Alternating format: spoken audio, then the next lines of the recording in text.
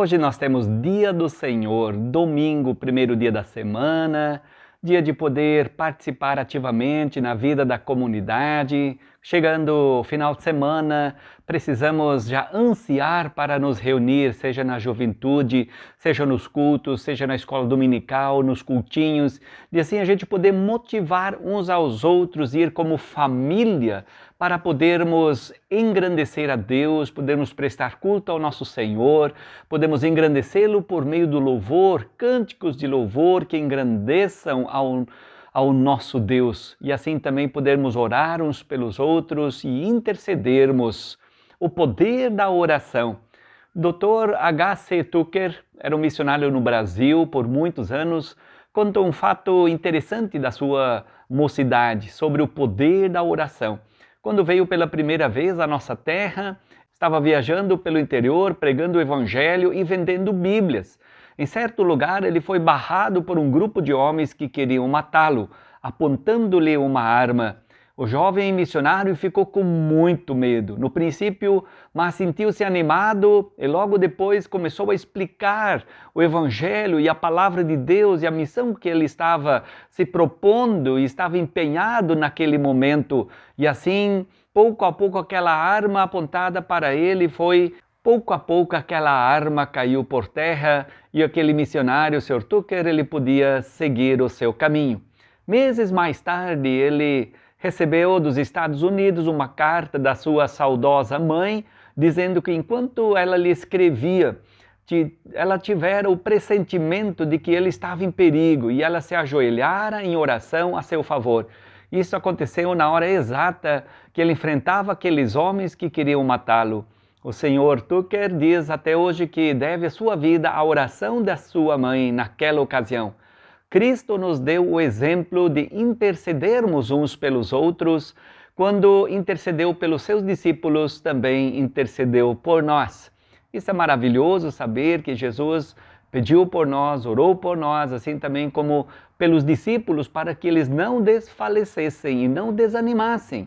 E assim também nós precisamos animar uns aos outros, orar uns pelos outros, pedir a proteção de Deus, pedir que Deus esteja reerguendo aquelas pessoas que estão empenhadas em levar o Evangelho em missões. E assim podermos também nós, no nosso dia a dia, estar colocando nossa vida e família em oração.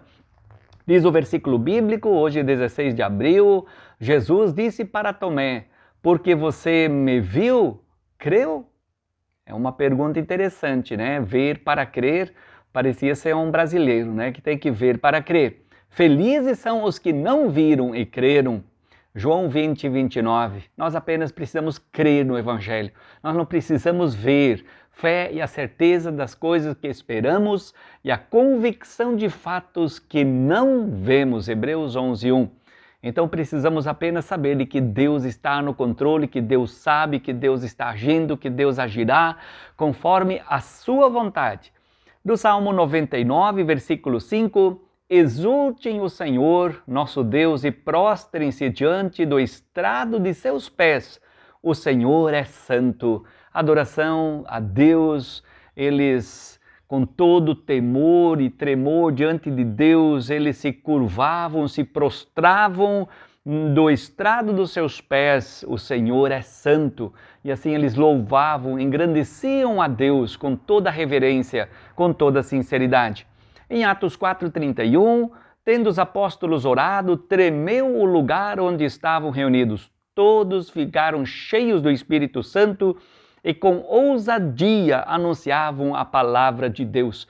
Então, irmãos reunidos, discípulos reunidos, orar, interceder, Deus preencheu a vida deles, o Deus Espírito Santo tomou a conta da vida deles e saíram a anunciar a palavra de Deus. Por isso, meus queridos e amados, a oração é fundamental. Nós precisamos respirar oração, nós precisamos alimentar-nos com a oração. Precisamos cada dia conversar com o nosso Pai, que espera que a gente converse com Ele e que a gente aprenda a entregar e confiar-lhe toda a nossa vida, também o nosso futuro. Aí numa palavra de Martim Lutero, no culto não deve acontecer outra coisa do que Deus falar conosco por meio da sua santa palavra e nós falarmos com Ele por meio da oração e com cantos de louvor.